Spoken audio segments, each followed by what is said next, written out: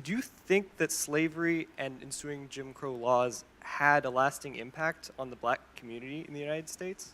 Some, and that's a good question. So if you correlate all the impact of Jim Crow and slavery, I would say that you could generously say 26% single motherhood in the black community in the 1960s. So about 26% of all black babies born in the 1950s and 1960s were born to a single mother. Now it's 77%. So I would ask you, why did it jump 50 points, 50%, since the Civil Rights Act as America got significantly less racist? So that's fine. I don't know why it jumped. Who cares? But Well, it wasn't slavery or Jim Crow. Who cares? It was No. something else. So the only lasting impact that slavery had on the U.S. was that less black families had fathers. No, not necessarily. But have you ever known anyone that's owned a slave? No, but I know a few presidents who did. You know them personally? So you know anyone that was ever a slave? Well, no, because Charlie Kirk. so okay, I don't know anyone who was a slave. So it had no impact? No, it had some impact. The question is, did it have an impact that is measurable and significant enough now in 2021, where we saw a key metric that influenced the livelihood of the black community, like single motherhood rate, that as America got less racist, all of a sudden now 77% of black babies are born without a father, where before it was 26%. And I suppose the question is this, because this is the question about systemic racism, right? What law that is in practice today actively discriminates against black people? So here's what I would say to that. The idea of capitalism and America, like you said, is it doesn't matter who you are, show me what you got, is fresh start. So what would happen if you had like 150 years in a country for your family to build wealth, to own a house, to have a job, to get college education for your kids, to build generational wealth? And then you took another family who didn't have the opportunity to do any of that for 150 years and then set them off on the same even starting point. Is that really an even starting point? And would that not result in some kind of systemic disadvantage for those people? The black middle class was the fastest growing demographic in the 1940s and 1950s until the Great Society Act and that intervention. It's very tempting to do what you're doing. And I'm not faulting you for it, because you've probably been propagandized to believe it. And that's okay, because I think you're actually a victim in this case, because you've been misled to want to believe that things you never lived under, never understood, and that I think you are partially seeing had a disproportionate impact in the world that you're living in today. So for example, if that were to be true, then first-generation immigrants would not be able to quickly be able to make good choices and move up the ladder in this country, which I think we have some first-generation immigrants here tonight. Now, let me say this, that this idea that America is systemically racist to the core would also be quickly debunked by the fact that more blacks have legally immigrated to America since the 1980s than ever were here brought as slaves. Over 2 million blacks from the Caribbean and from Nigeria and from Western Africa have come here to America. So the question is, why is it that in every statistic that you could probably rattle off, are black people doing worse than white people? What is it? Well, I would point to the fact that fathers are not in the home, because it was 26% of black females in the 1960s were single mothers. Now it's 77%. If you look at the Brookings Institution, a liberal think tank, there are 3 things you need to do to stay out of poverty in America. Number 1, graduate high school. Well, because of public sector unions and the dominance of our government schools, that's harder than ever in far too many communities. Not just black communities, not just Hispanic communities. The second thing, get a job, any job. And the third thing is to obviously not to commit crimes, but to try to get married before you have children. And so some of what I believe has contributed to the downfall of some of these communities has nothing to do with white people with the neck on black people. Instead, it's the following. Fathers no longer being in the home the rise of sexual anarchy that came in post-1960s liberalism that removed this idea of sex being confined to a marital relationship, to be gratuitous and everywhere. All of a sudden you've seen an increase in not just the birth rate, but the single motherhood rate and abortion alongside of it. I would just ask this question, I'm just curious. How much do you think outputs are based on people's decisions, based on the advantages they're born into? I mean, as someone who's taken Introduction to Sociology, your life is greatly influenced by what the conditions you're born into. But I promise this will be the last thing. Just, you say there's less fathers in the home of, many black families, Yes. and that's the issue. So what do you think is keeping fathers out of the home in those? It's a great question. Do you think it could be over-policing and police arresting, like, We went through this, disproportionately? everybody. Do you think it could be law enforcement disproportionately enforcing laws in black neighborhoods and arresting more black males than any other demographic? So blacks are actually under-arrested and under-policed per the percentage of crimes they commit. We talked about some of those numbers. But let me tell you one thing in particular. In the Great Society Act, we decided as a civilization to subsidize single motherhood. In the 1960s, we told black women, you no longer need to be married to have children, you can get married to the government. And we saw a dramatic escalation and increase of the deterioration of the nuclear family and a replacement of that of the nanny state and the welfare state.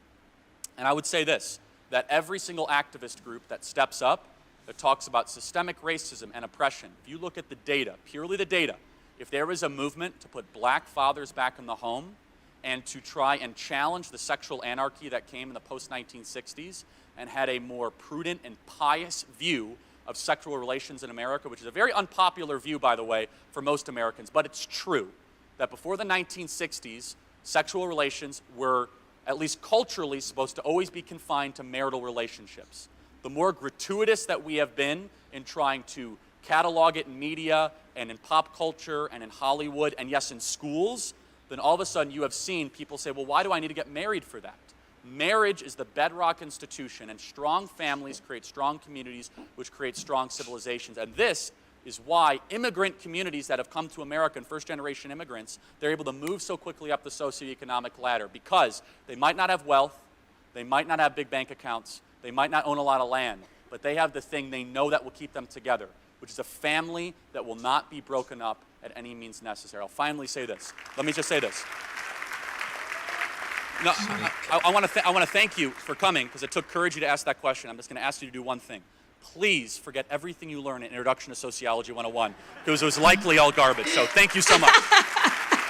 All garbage. So indeed, the bedrock of every society is good family foundation.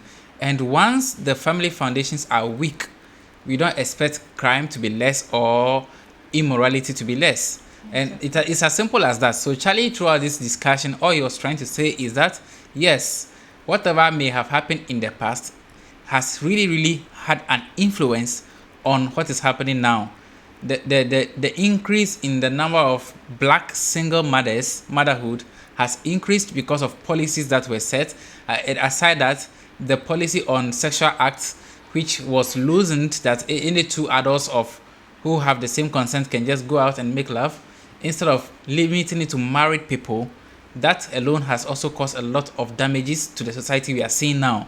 So the best way to resolve this is maybe revisit those topics. Let's revisit some of the acts that we allowed and which is causing all these mishaps in the society. Yes, there may be small barriers against black people in some communities, and even in the white community, those same barriers may exist. So it's just a human thing that needs to be solved. But guess what? We wake up every day with a black mentality that I'm a black so this and that, I'm a black so this and that, limiting ourselves and then engaging in more crime instead of focusing on empowering ourselves to develop. There are several people in our communities who are doing well without involving in any immoral activities. So if the black community looks critically at some of these influential people who are impacting society positively, and then rather follow their leadings and path, I think that would be better. Instead of always focusing on negative vibes and also always trying to bring in the history of slavery. No.